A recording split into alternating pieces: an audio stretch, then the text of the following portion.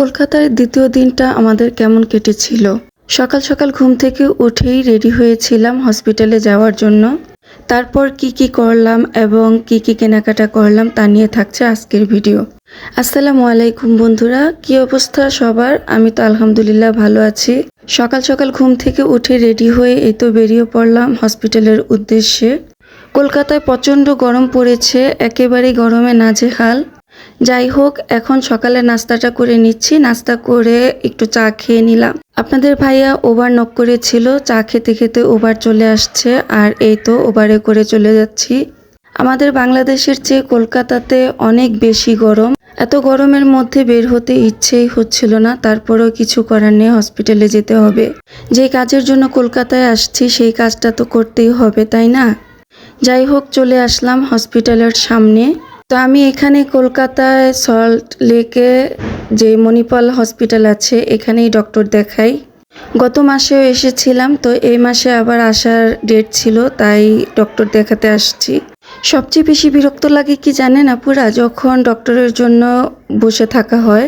অনেক সময় বসে থেকে তারপর ডক্টর দেখিয়ে চলে আসলাম হসপিটাল থেকে, আর এখন দুপুরে লাঞ্চ করে নিচ্ছি। আমাদের দুপুরের খাবারে ছিল আলু ভর্তা, ডাল, মুরগি মাংস আর হচ্ছে পনির বাটার। তবে পনিরটা আমি আগে কখনো খাইনি, এই প্রথম খেলাম, ভালোই লেগেছিল। খাওয়া দাওয়া করে চলে আসলাম ভিমার্ট সুপার শপে। এখানে এসে বাসার কিছু কেনাকাটা করব।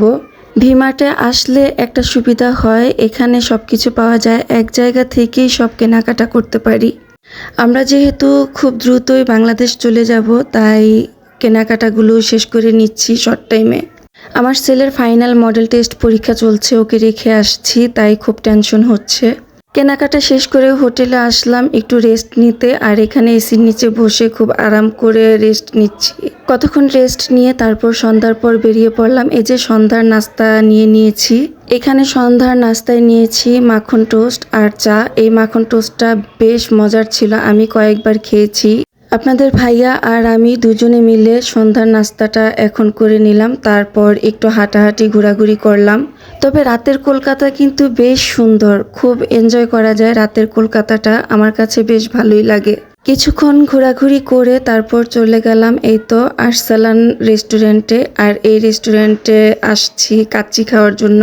তবে এই রেস্টুরেন্টের কাচ্চির চেয়ে বেশি পছন্দের খাবার আমার কাছে মাসালা কোক। মূলত এই মাসালা কোক খাওয়ার জন্যই এই রেস্টুরেন্টে আমার আসা। আমি মাসালা কোকটা একবার খেয়েছিলাম, ভীষণই মজার একটা কোক। তো এই তো রেস্টুরেন্টে এসে আমরা কিন্তু অলরেডি খাবার অর্ডার দিয়ে দিয়েছি, আর খাবার অর্ডার দিয়ে আমি একটু ভিডিও করে নিচ্ছিলাম। এরই মধ্যে খাবার আমাদের সামনে রেডি, তো খাবার স্টার্ট করে দিলাম, আর খাবারগুলো বেশ ভালো ছিল। আর এই যে মাসালা কোকটা, আমার কিন্তু একটা কোকে মন ভরেনি, আমি খাওয়া শেষ করে আবার আরেকটা কোক অর্ডার দিয়ে নিয়েছিলাম। তবে এখানকার কাচ্চিটাও খুব ভালো। আমাদের বাংলাদেশের কাচ্চিগুলোতে অনেক বেশি তেল মশলা দেয়, কিন্তু এখানের কাচ্চিটাতে একটা জিনিস খেয়াল করলাম যে তেল মশলা একেবারেই কম ছিল। তেল মশলা কম থাকলেও স্বাদের কোনো কমতি ছিল না, প্রচুর পরিমাণেই ভালো হয়েছিল। এটাই ছিল আমার কলকাতায় দ্বিতীয় দিনের ব্লগ। আশা করছি আপনাদের কাছে ভালো লেগেছে, আর ভালো লাগলে ফলো দিয়ে আমার সাথে থাকবেন। আল্লাহ হাফেজ, আসসালামু আলাইকুম।